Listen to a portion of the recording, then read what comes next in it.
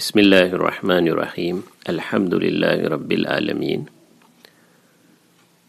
ارشاد فرمایا رسول صلی اللہ علیہ وسلم نے، یہ ابن ماجہ کی روایت ہے کہ جب آدھے شعبان کی رات ہو، یعنی 14 اور 15 شعبان کے درمیانی رات، تو شب بیداری کرو اور اس کے دن میں روزہ رکھو، کیونکہ اللہ سبحانہ و تعالی اس رات غروب آفتاب کے وقت ہی آسمان دنیا کی طرف نزول فرماتا ہے اور فرماتا ہے کہ کیا کوئی مغفرت چاہنے والا ہے کہ میں اس کو بخش دوں، کیا کوئی روزی مانگنے والا ہے کہ میں اس کو روزی دوں، کیا کوئی مصیبت زدہ ہے کہ اس کو عافیت دوں، کیا کوئی ایسا ہے۔ یعنی رات بھر رحمت کا دریا بہتا رہتا ہے یہاں تک کہ صبح صادق ہو جائے۔ تو بہت سی احادیث اور روایتوں سے معلوم ہوتا ہے کہ شب برات یا لیلۃ البراءہ یا نصف شعبان، اس میں مغفرت اور رحمت کی رات ہے، اور اس کو نیک اعمال سے مزین کرنا چاہیے۔ تو مرد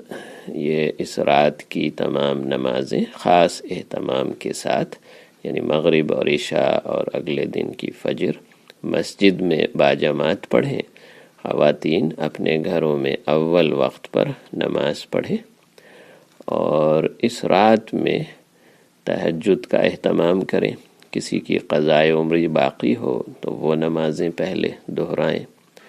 اور مزید صحت طاقت ہو تو صلاۃ التسبیح پڑھیں، جس سے اگلے پچھلے سب گناہ معاف ہونے کی توقع ہے،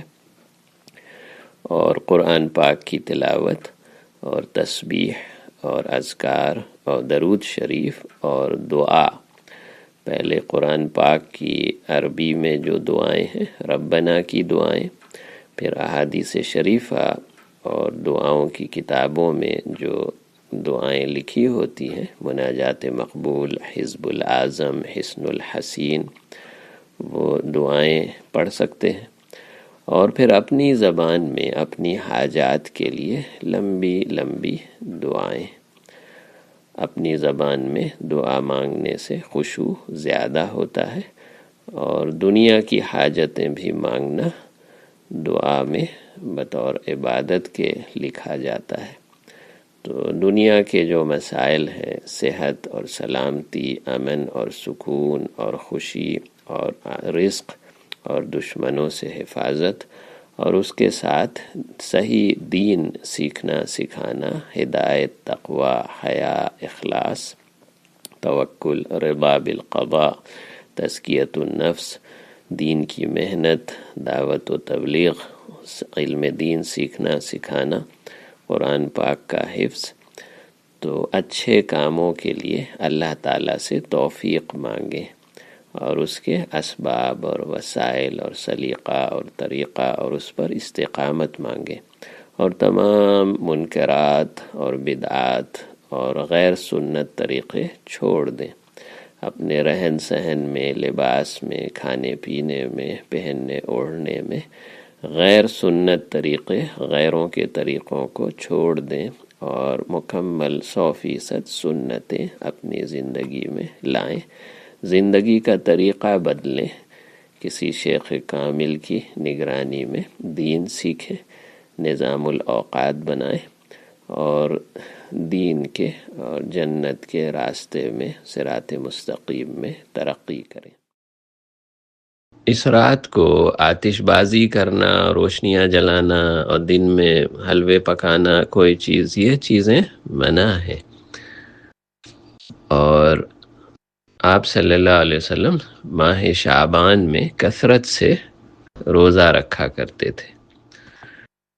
تو یہ جاگنے کی مقدس راتوں میں اپنی زندگی کو تبدیل کریں، قضائے عمری پڑھیں، توبہ کریں تمام گناہوں سے، جو گناہ عام طور سے رائج ہو گئے ہیں، سود لینا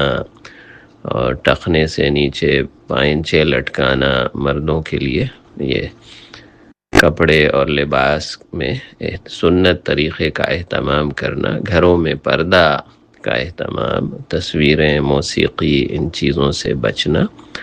غیبت، شکایت، لڑائی جھگڑے سے بچنا، کینہ رکھنے سے بچنا، ایک دوسرے کو معاف کر دینا، معافی تلافی کرنا، رشتہ داروں کے ساتھ صلہ رحمی کرنا، دین کے احکام سیکھو، تقوی زندگی میں لاؤ، برکتیں نازل ہوں گی، حالات دنیا اور آخرت کے اچھے ہو جائیں گے۔ اللہ تعالی ہمیں مقدس راتوں کی قدر پہچاننے اور عمل کرنے کی توفیق عطا فرمائے، آمین۔